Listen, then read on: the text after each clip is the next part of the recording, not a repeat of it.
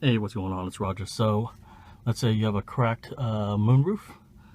Let's take one apart so you can get it out. Obviously, even the junkyard, it's not going to be hooked up to a battery. So, what you have to do is break these off on each side. You'll see some 10mm nuts. Once you break those loose and take them out, you have to push this upward to get over these brackets. And then I will show you that in a second. Sorry, it's kind of a sunny day. Sorry about that, it's kind of a sunny day. So that's messing with the light. Anyways, what you do is you push this up to get over the bracket, or pull down like that on both sides. So after you get this bracket down and these over, you can just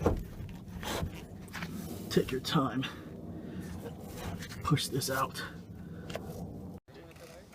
Alright, so once you get the roof garnishes off, you can,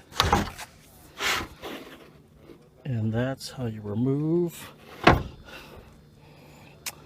moonroof.